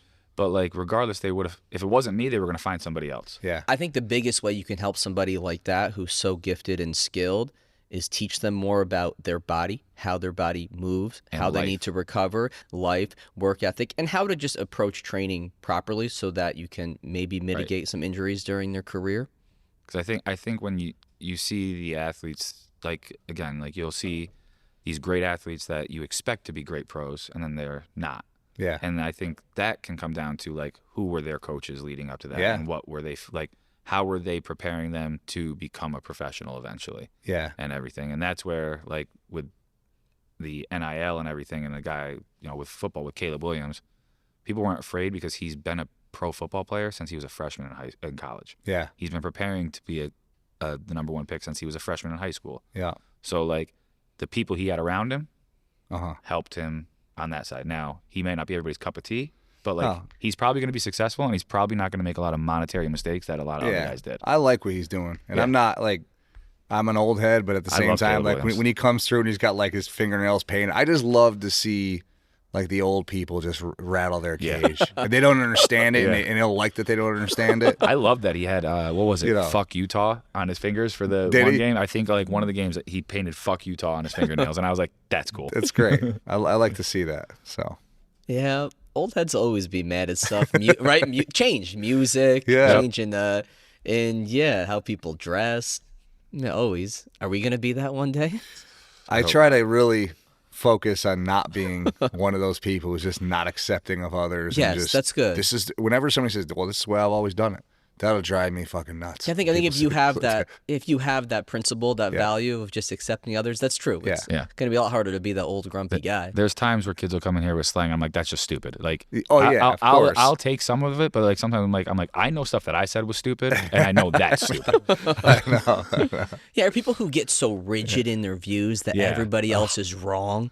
The are worst. The fucking worst. Keanu Reeves just said something in an interview. He's like, I'm at the point in life where if you tell me 1 + 1 is 5, you're right. Yeah, it's I'm all not even good. going to argue with you. Yeah. I like to have those tough conversations with people, and I drive my wife nuts. We'll get in an Uber. If we're out of town and I'm in an Uber, I'm going to know who you like for president. I'm going to know your views, and I just like to ask those questions, but I can have that conversation like a reasonable adult and listen to people. And sometimes it changes my perspective on things. When people are so set in what they believe, it's just like I can't be around people like that. I had to have a tough conversation a couple weeks ago. I don't think I've said this. I haven't said this anywhere yet. Talk to Reporting you guys. live? Reporting live. That, do I drop a company name or no? No. Do Okay. it. What's the HR over there? Yeah, Jay does. These guys are all in my HR. We work with a company, and they sponsored that kicker, Harrison Bucker. Yeah. Now, I know yeah. he caused a stir, and Yeah. people have their different views, Yeah, and yeah. I'm okay with people having their different views, but to me, I'm just like, don't be hateful. Yeah. Don't be so rigid in how you're living that you want to tell other people how to live and that Yeah. it's wrong Mhm. and that they shouldn't.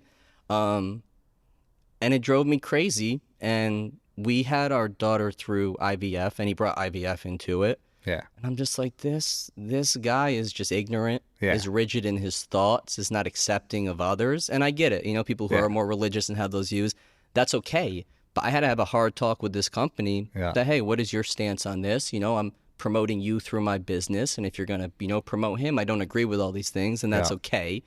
But I just, you know, I can't have it tied into my business and my Yeah. personally with the IVF. And yeah, it just became a tough conversation. I feel like younger Mike Yeah. would have had a really hard time having this talk with somebody, disagreeing on views, Yeah. listening. So it was tough, but it's just a tough talk that I we know. had to have. What an idiot that guy is. Yeah, and I mean it's also Not different. not the business you're doing. No, the No, kicker. But like it's- Mahomes must just be like, come on. dude." I think the Chiefs gave all those guys what to say. They all Yeah. kind of said the same things. He's a nice guy. I don't agree. Yeah, Right down and the it's line. okay. People can talk about things you don't agree on, but like there's a line with some stuff, and it's and it's how you say it too. yeah, absolutely. And Right. he was speaking at like a Christian school, and like that's all good or whatever. But those people will freak out too if you say something that they don't agree with. Right. They're gonna, Correct. you know. It's like the same group of people that is like, don't you tell me how to live. Don't you tell me what to do. Mm-hmm. He's That'll be turning tough. around and Yeah. telling everybody else what to do. Yeah, And I think the big thing with that is like on a personal level, like you can still want success for that like company or whatever, but like as a business, you can't be associated with that if you want to be inclusive of everybody, and we don't want to push anybody away. So Or if it's you like, just don't morally agree. if you don't morally agree too, but like it's also like a lot of it with the business has to do with like you don't morally agree, but you also don't want to push anybody out, like Nor especially do, us. Nor do I Yeah. want to bring politics into a gym. Like, Right. I just want people to No. get along, So- work out, feel good So about that's themselves. where like it's like, you know, I don't want to see that business fail because of this, Mhm. but like I can't associate as a business or personally with them. You know, Yeah. that's just I deal with a lot of that stuff, and I'm not going to go any further. I'm I glad deal this with a is lot of turning- that We said we're stuff. not gonna talk and politics, Well, but- no, that's no, it. not even politics. I don't listen. If you want to say fuck Trump or fuck Joe Biden, like that's easy stuff. But when you start crossing over into like racial stuff and just anti-gay slurs and things like all that stuff, like I don't do those. We're not going to do that. But if you want to go on and talk shit about politicians, like fuck them, because fuck them. Well, I like that. Cause, geez, this escalated quickly. Cause fuck them. Cause I didn't realize the fuck them until COVID happened. I was Yeah. little naive Mike Yeah, until COVID hit and a March 16th Cuomo tweet to shut down our business. yeah, And then obviously the reopening phases. Yeah. And you just realize everybody's out for themselves. yeah, Nobody really knows what's going on. No one cares about me. yeah. Let me ask you this: Go. during that time, Yeah. well, you guys own your own spot, and it's like we're a franchise, Yeah. and I have no corporate to deal with. no, but like, who was worse overall? Was it the double masker, like complaining about people not wearing masks, or was it the people that were just like, I don't wear a mask? I think the worst Who part was worse? the people just that there was fighting about it was the worst. Oh, yeah, That yeah. it was so polarizing Yeah. and that He won't pick. and that it separated people even more. Who was worse? Looking back, I mean, the double mask probably wasn't doing much. The No, single well, yeah. wasn't doing No, much. yeah. Looking back, We it's would like, have people that would come up to us, and you're talking about a class that's got 30 people, and I'd be like, that person's mask has got to be pulled up. And then people that would just come in and be like, I'm not wearing one. What are you going to do? But it's like, what the fuck with you people? It's just, well, I felt like, what am I doing here? Yeah. You know, like I'm policing masks. I yeah, just want to work out. I didn't sign up for this. I just want people to exercise here and get Yeah. healthier, which is a whole nother thing. When Yeah. the gyms were closed down for so long, That like, was why don't just we get our bodies backwards. healthier? Yeah. Yeah, all was backwards. If something happens like that again, do people react the same way, or are people more questioning authority and saying, wait, do I really have to do it this way? I think, If it's our or future generations at any point in time. yeah. Well, the second time, if you remember, so we had our places shut down, and that was frustrating. We were out for so long, and then we reopened, and there was masks, and then like you could take masks off, but then they made us go back Yes, and I Go remember to the again. Remember what they said the second time? I think am I wrong? I think you had to declare yourself as either everybody had to be vaccinated, no mask, or Yes. right, or Yeah, that's what it was. or people didn't, and everybody had to mask. Am I right remember on that? Yes, I remember that. Crazy. Because It we was. decided to go the route of like, we're not going to tell people they have to be vaccinated. Right. No, I mean, come on. You're not gonna I'd rather sit there and you bitch to me about that, Yeah. about the mask, than the Yeah. vaccination. Yeah, and the thing is, I'm like, I think people should be vaccinated. I don't go down that bunny hole and be like, all vaccines are bad. But at Right. the same time, it dawned on me when I went to Florida. I went on vacation at that time, and here we are. Businesses are shut down. Everyone's got to mask up. They want you to verify people are vaccinated. Then I go to Florida. Everybody in Florida's just living life. People were like chilling, like that. And that's a wild ass state in some parts, but Right. still, I was like, holy And- shit, this place is backwards. And listen, I'm just a dumb gym owner. Like, Yeah. who am I to really think these things through and have opinions? You don't know about public health? You But didn't- I know about some public health, but we lived it. We Yeah. lived the your place needs to close. Yeah. I'm telling you need to do these things. I'm seeing people every day. I'm talking to people. I'm trying to navigate this. There's I got know. there's got to be a system in place for it, because unfortunately, you're gonna have either like everybody follows along like we did, Yeah. or you're gonna have everybody resist. And then what if you have everybody resist, but then it is actually something that you need to do shit for? Well, I think you know. You know, Don't get me but, going. but will you? Like, I think people know. be dying like crazy, know? crazy. But yeah, I don't know. I don't know, man. That's Look at us. just It's like new topic. I that's don't like this topic. That's playing Get off the devil's, topic. devil's advocate. I like to be devil's advocate sometimes. Yeah. No, But yeah, that's, whatever. my Tough life time. is devil's advocate. If anyone who knows me knows I'm that pain in the ass. Yeah. But yeah, I mean, just as a gym, it was tough. It was tough in New York. But you learn a lot, and I think it's made you reevaluate your business, how you lead people, because that shift happened, and there's like a whole new generation of behaviors that have come along with COVID and showing up to work and working from home. So it's like all happened at the same time, and they weren't necessarily all tied to COVID, but getting people to come back to work was a challenge.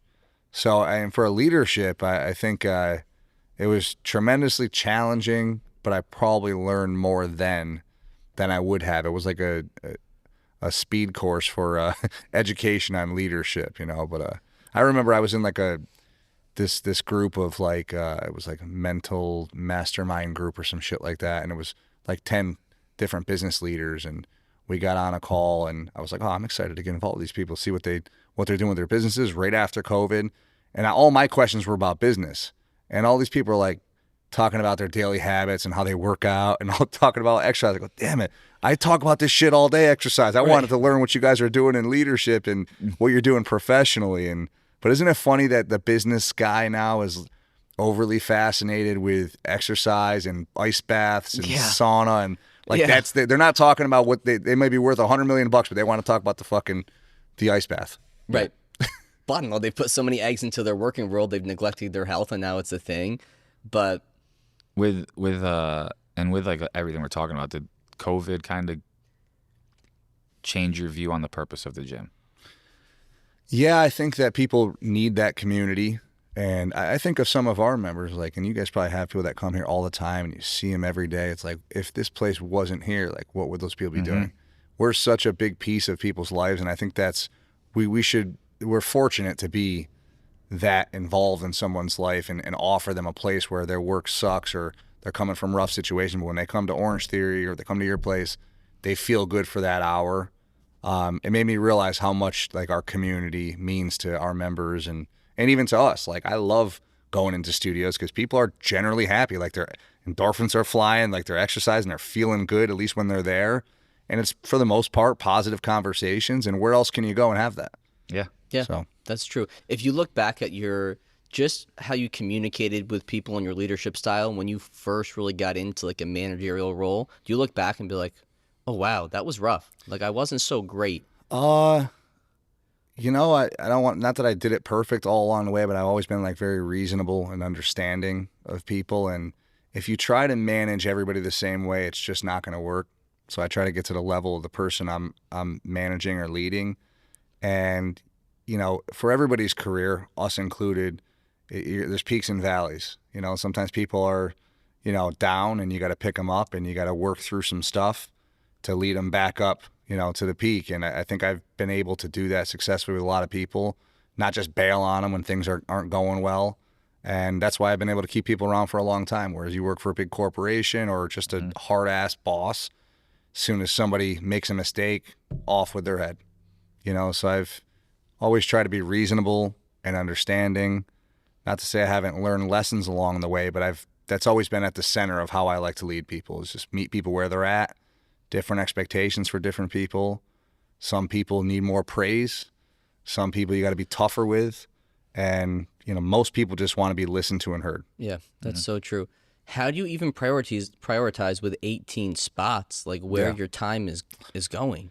So we have regionals in place, and I have exceptional regional team. They've been with me anyone that's on my regional team's been with me for 5, 6, 7 years. So I'd lean on them quite a bit, but we host weekly calls.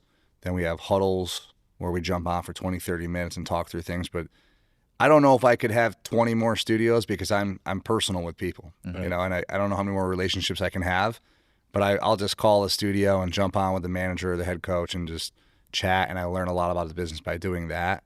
And we use Slack as communication, so that's an area where people are just in there all the time commenting and posting stuff that's going on in the studio. So I think that piece of technology, there you go, it's like a social media that's really helped me expand and grow my business, scale my business. So there's obviously a lot of perks to that, but there's a lot of emotion tied into leadership, and if you're a good leader, you're listening to people, you're being understanding, and you're establishing relationships with people versus treating people like they're just another number or they're just an employee. I don't refer to anyone on my team as an employee. It's team, teammates, squad. I don't talk in that way. So it's just how I operate. But how well do you need to really understand your own emotions and thoughts and how you think and feel to even be open or in a place to have all these conversations with people and listen well and listen effectively? I think you got to go into every conversation with like a clean slate. So let's just say we're working on something and you behaved a certain way last week and I don't like the way you operated, whatever it is in the workplace. The next time I talk to you, that's removed, fresh start, and we're going to focus on what we're trying to accomplish together versus like building this like resume of good or bad. It's just clean, short-term memory all the time, and temper your expectations with people. That's good. Yeah, that's really That's good So, advice. Like, obviously, if there's something that needs to be addressed, you address it. But, like, in the grand scheme, a lot of mistakes that happen are minute and minuscule and don't matter in the grand scheme of things. You can have tough conversations with people if you have that foundation with them. Yes. So because I have pretty solid relationships with almost all of my teammates, and I'm friends with a lot of these people as well, by the way. Like, I've been to their weddings, they hang out with me on the weekends at times, but I don't have a hard time telling them where they made a mistake. And I also don't have a hard time with them telling me if I'm dropping the ball. And I think that they do. A couple weeks ago, we had a call, and I just opened it up, and this could be a leader that doesn't have confidence probably wouldn't do this. But I asked everybody, like, where are we inefficient? Is this something we're doing? Is it the calls I'm presenting? Where am I wasting your time? How can we remove friction from what we're trying to do? And how can we better support you? And people gave feedback. Some of it's like, I don't get in my feelings, but I'm like, damn, they just kind of said maybe my calls aren't that great. I'm like, all right, I put a lot cool, of passion into this. cool. Had to go home, hype myself back up in the mirror. But no, I don't have any ego, and I'm sure of myself at this point. I know what my resume is, and I trust how I operate, and I trust the people around me. So Yeah, trust is big. I'm a big trust guy. Just think about my hires, Paul. Think about Jordy, my brother, running the podcast. Listen to my hires. And this is if I look around, it doesn't let you trust a lot of people. You got your buddy and your brother. Exactly. I mean, and this isn't the way to go about it, the best way to go about it. But for me, it's worked. And it probably at some point the cycle will get broken. And don't think this is an invitation for people to try to be friends with me. But my first business partner, Dan, played college baseball with him. Paul, I've known since I was 7. Connor and Pierce, our 2 other employees, used to work out here. Mm-hmm. So it's like people I've just built these relationships and with. Family is friends with somebody, like mutual family friend. Oh, yes. So it's just like it's people I've built these really strong relationships with. I feel comfortable saying anything to. We can get on the same page. The trust thing is so big. Yeah, it creates for a fun workplace. I mean, a lot of the people, particularly where I live around here, these are people I've known even before Orange Theory, a handful of them, and the others we've become close, and it's fun. I enjoy going to work. I don't ever wake up on Monday like, fuck, here we go. Yeah. And even on Fridays when I finish, sometimes I'm like, okay, I could stick around. Like I'm not trying to race out the door. So that matters. I feel terrible for people that have challenging careers where they don't look forward to going to work, or they just are meh about it. Like that sucks. That makes me feel like claustrophobic, even to think of a career that I might have where I'm just not on fire for it. And I'm fortunate. I've kind of created this path for myself, and I've been supported by good people along the way. But it could be a challenge if you had to show up to work every day and you didn't like it. Yeah. How important is it bringing a new employee into just like the mission and the company culture and seeing the values and their purpose of really being there? Because some people are just going to want to punch the clock. They're going to want a 9 to 5, just want some benefits, get some payroll, and get out of there. But I feel like your better employees, they understand the mission, they understand the values, they have a purpose, their personal purpose kind of fits into the purpose of the business. How much are you kind of trying to see that or help people kind of fall into that? Yeah, I think I try to hire people that I think I would get along with and I would work well with and I think are cool. I think that matters. I always say people I'd want to go golfing with and just fucking sit around and drink with for a couple hours. Yeah, and if I've interviewed you and my teammates have interviewed you and they don't feel that from them and they're going to be in a leadership role of some type, it's like this just isn't going to work out. So we try to hire people that are like us, that are able to have fun and want to change lives. And it don't work out for everybody either. Like sometimes you got to just pull the plug on certain people if it's not working out. And I remember a long time ago when I was running Alpenhaus Fitness back in Amsterdam, I had a guy who was my friend. Hope he does not listen to this, but he was a buddy way back when, and he worked the desk. And I remember him when I was growing up. He worked the desk when I was just a guy lifting at the gym. So I end up taking over the gym 5-6 years later, and he wasn't a great fit. I liked him. We became friends. He just wasn't a good front desk person, but it was like kind of his career, and he wasn't a guy that was going to change anything for himself. And I remember at one point, I went to my superior and I said, this guy, he got boats and RVs there, and he's a gearhead, so he's kind of like into that stuff. And I said, I think you should pull him over there. I just don't think he's a great fit here, but I just think that's a passion for him. He doesn't know it to this day. They ended up pulling the position, and they put him over there, and now he's got a career. He's managing a bunch of their departments, and he's doing great, and he loves it, and he'll never know that I was the one who kind of pushed him out, but I did it for him. So you said, get the fuck out, but I want to help you. Yeah, this is for you, I promise. But it was. That's been my biggest thing I've had to learn, and I'm not nearly to the scale that you are, but that everybody is so different. The way they want to live life is different. How they receive feedback and need feedback is different. And being able to really step back and understand all those things to then be able to have better conversation and present ideas and create goals and game plans. Yeah. You can't do none of that without establishing like a foundational relationship with people. And if you can't break through to them that way, as soon as you have a tough conversation, they're not going to receive it well, and they're going to think you're out for them. So when they know there's trust there and they're not trying to stab you in the back, they're going to be like, okay, I can take it. Yeah. Yeah. Yeah, that's big. Do you watch a lot of NBA because of Andre or no? Yeah. Yeah, it's not been a productive year at the house. Well, it started with UConn, and then, but I became a NBA pass. Like, I probably watched 70 Bucks games this year.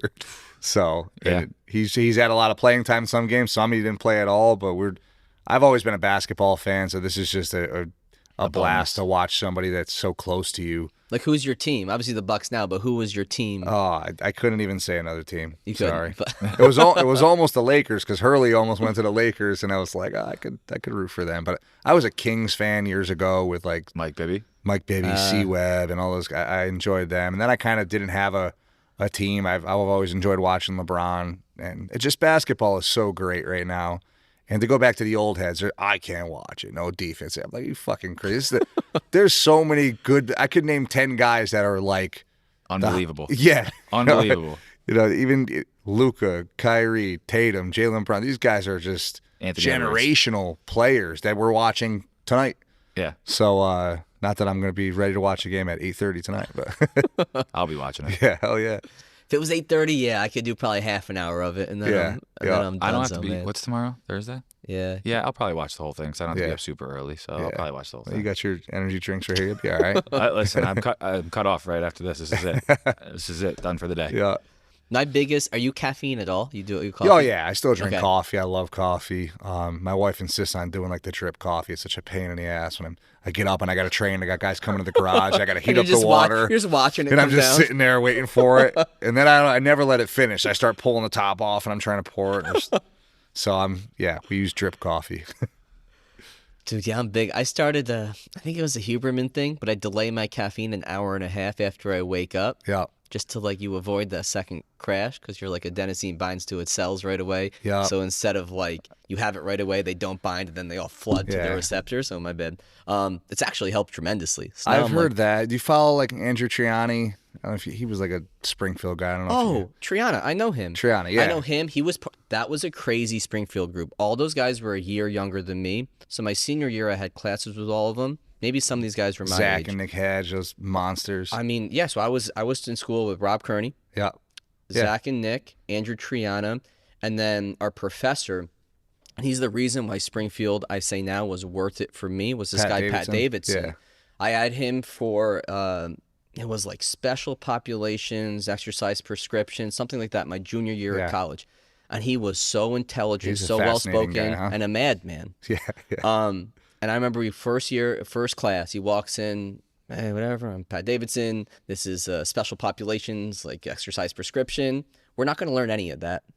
He goes, if you want to make a living in this field, you got to be able to time management, program well, and like talk to people. Yeah. And we didn't even do any coursework on special pops. Yeah. It was all just about structuring, programming, timing, training sessions. And then I had him for a couple other essentials of strength and conditioning, something else. Oh my God, that group though, what a hotbed of strongman. Gosh, I competed in strongman. And So you've met these guys? Yeah, I have met them, and I trained against. I wasn't their weight class. I remember doing like a novice class down in Hudson Valley, and I remember seeing like Zach and Nick. And these guys are just freaking monsters, and they're athletes, and they were the kind of guys I'm like, wow, this is what makes strongman cool. Big, strong, fast. And then they exploded and just became monsters. But I went to nationals, and those guys were there competing. But anyhow, to tie back to your point about the caffeine, I was listening to Andrew Triana. He was on, whose podcast was it? He's a good science guy, man. Mark Bell's podcast. Okay. And he was, he was Smelly Bell. Yeah, everything he was saying was like over my head because he's just so smart, and he almost can't even dumb it down. But he talked about delaying your coffee and, wake up, train first. And that, of course, works, but I just enjoy some warm coffee when I wake up. So Yeah, I've definitely done that too. Like I try to wake up, have like water first. Yeah. And then like that's the adult thing. You should do that. I try. Doesn't always happen. Sometimes it's caffeine first. Yeah. But more times than not lately, I've been delaying my caffeine. Yeah. Like for an hour and a half, or even like some days, like I used to like have my caffeine like in the morning when I woke up, get going, and then I'd come here and we work out at 12. Yeah. And I'd have more at 11:30. Yeah. Now, like if it's that day, like I don't drink caffeine until 11:30. Yeah. Paul, if you search on my computer documents, just like search strength and conditioning. Fuck do I do that? It's a Mac, bro. Sorry, I have files and files of notes from Davidson's classes, man. Yeah. Like What'd you want me to look? I don't know. You don't have to do He's it. been I'm an just saying interesting follow on social media over the years because he's another guy that's like really smart. I actually followed one of his programs a few years ago where it was just all about building capacity. And So this program, Mass. yeah, that's the one I followed It years ago. It was first called Operation Drago, and if you search my Yes. computer for Operation Drago, I have the raw Drago like file on there. Yeah. Crazy program like this 30-30 block to start 15 exercises, 30 on, 30 Oh, off. I had you did that. the gym I worked at. I had this- the place was this lined named- up like a circus. Just you know? search Operation Drago, and it's in my files. It's somewhere, like Paul. 45% of your max, but you're hitting it for 30 seconds yeah. on, and it was just. Yeah, it was crazy. But the whole workout was like 30 minutes. It was great. There it is. It's coming. It's coming. It's just got to verify. It's got to Okay, verify. but Was it named after Ivan Drago? yeah, of course. If he Yeah. dies, he dies. That's the program. If you die, you die. Yeah.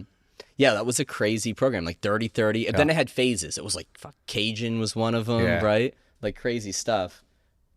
Come on. That's all great stuff. But he's definitely a pioneer in the strong man. And now he's actually getting into like bodybuilding stuff. It's always interesting. Like those He's are just the a guys. very educated guy in terms of the sciences. He can relay Yeah. the information well. But imagine him in class as a college kid. You're just a sponge. What a great time to The way he could speak. to be in a he was. program. He's leading it. Yeah, he was very influential. I feel like he made my time at Springfield worth it. I mean, he's the one who put me on to Boyle, put me on to Cressy, where I did my internship. Just kind of said, There hey, it this. is.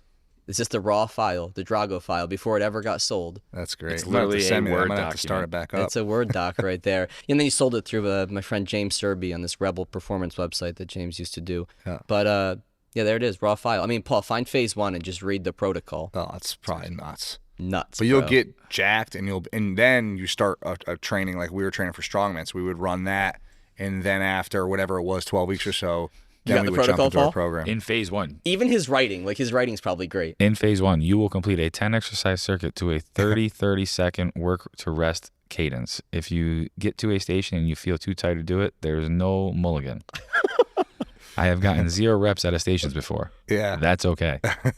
I got 0 reps in 30 seconds at that station. Yeah. Yeah, my God, what a program. Dude, I forgot about that. Yeah. But No adding time. You do not get a do-over.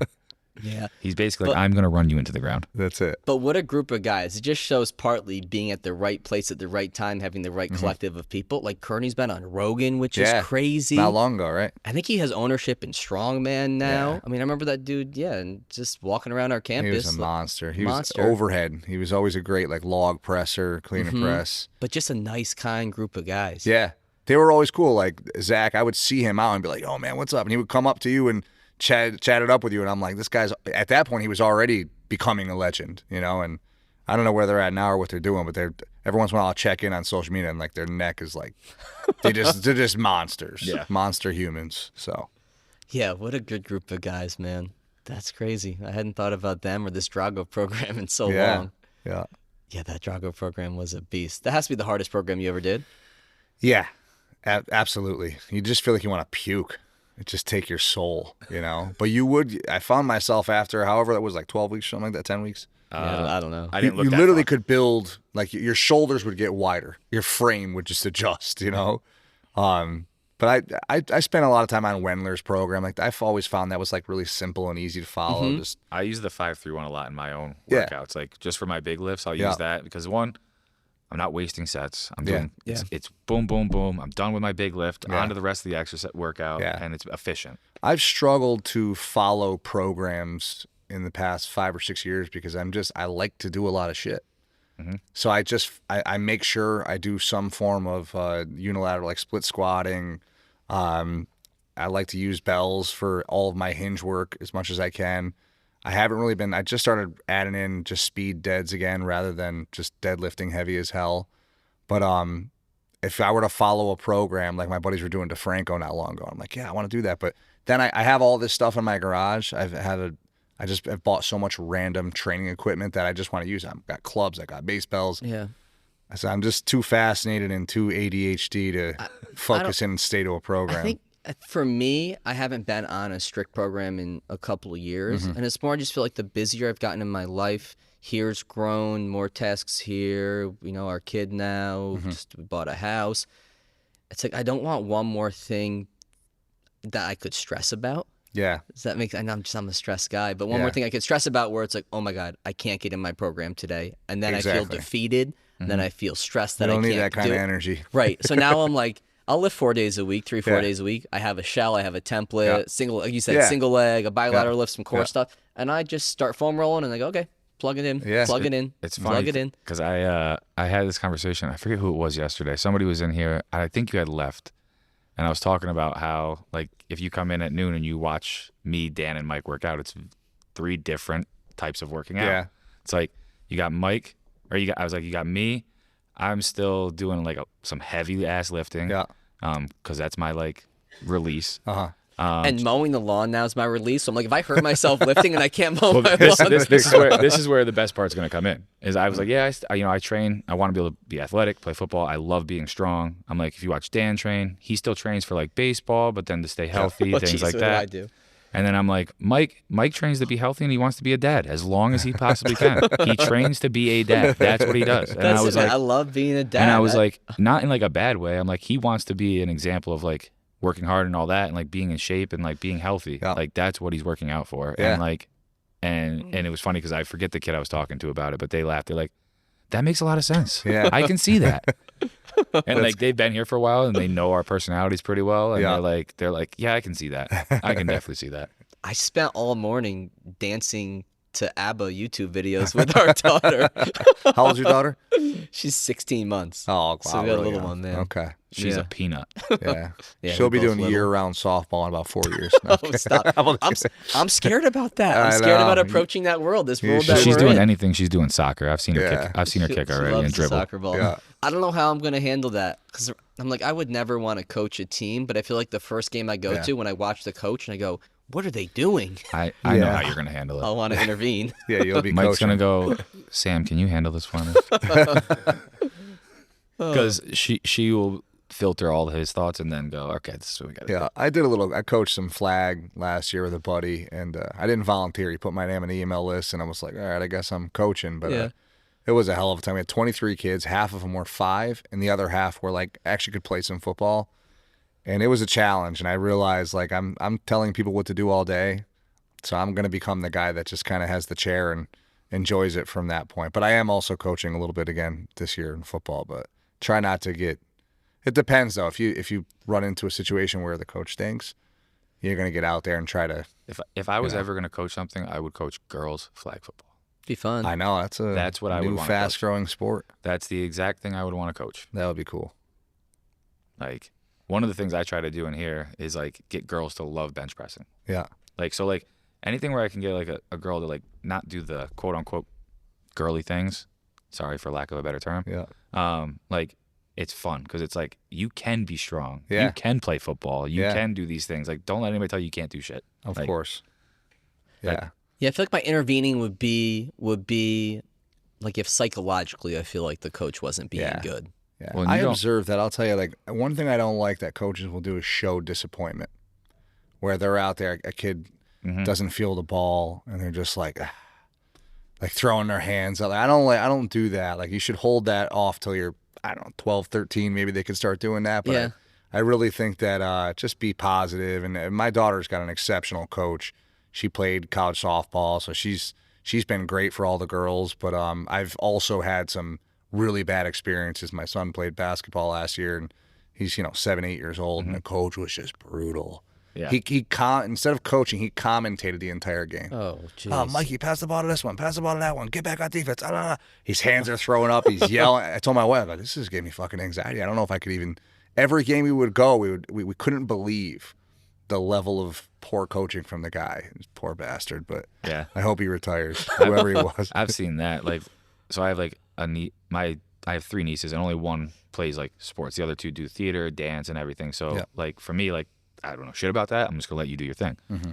When it comes to like sports, especially like basketball, like soccer, I just sit there. Pretty much any sport, I don't say a word on the sideline. I Yeah. pretty much sit there, Can't be that guy. and then after the game, I'll like ask my niece. I'm like, "You want to talk about anything?" She says Yeah. yes. I'll ask her questions that will get her to answer them, Yeah. instead of like me giving her the answers. If she says no, I just go, all right, well, let's go Yeah. do something else, or let's go hang out with mom and dad, have fun, Yeah. like X, Y, and Z. But like I've seen, like I remember one basketball season, and you know what? Power to the guy. They didn't have a coach, Yeah. so he said, I will be the coach so that there can be a team. Yeah. But he had no clue I know. no business coaching. I try not to judge those people because But I'm I not was going to like, do it. You're so- stepping. Yeah, somebody's stepping up and Like- spending their time for free or for Right. very No, little of money. course. Right. Of course. And like I wanted to do it, I just couldn't with my time. Mhm. Because I went and I actually helped him out with a couple practices with a torn Achilles at the time too. I had my jeez. little peg leg. Oh my gosh, I There's forget a video about that. of it somewhere with me playing defense in a peg leg crutch against my niece, and like it was tough for her, but she because of her parents, she understood that coach wasn't going to be like the best coach. She just made the most of the season, and she Yeah. still played basketball. So it's like Yeah. that's all that matters to me. I remember as a kid, like losing a football game at Amsterdam. We were really good back in the early 2000s, and maybe one loss a year, and usually it was in the tournament. And every time if we would have a bad game or a loss again in the car, my dad would be like, "What are you so mad about? It's only a game." And it was always the worst because I'm like, "Oh, Jesus Christ." Every time he would just keep saying that. What are you so pissed off about? It's only a stupid game. But when you look back on it, you're like, that's really all it was. It's just a game. You get all stressed out and worked up and upset, and you be in tears when you lose it down at the state semifinals. Yeah. Like you're in tears, and you're like, you look back on it, it's like, who the hell cares? Yeah. I rarely talk about high school football ever. I actually choose not to. Like if people are doing it, I'll be like, all right, this is fucking whack. I'm outta Yeah. here. Yeah, because in here, right, we're surrounded by so many high school kids, and they're so in the moment, and they love their Yeah. sport, and this is why they're coming here to get better.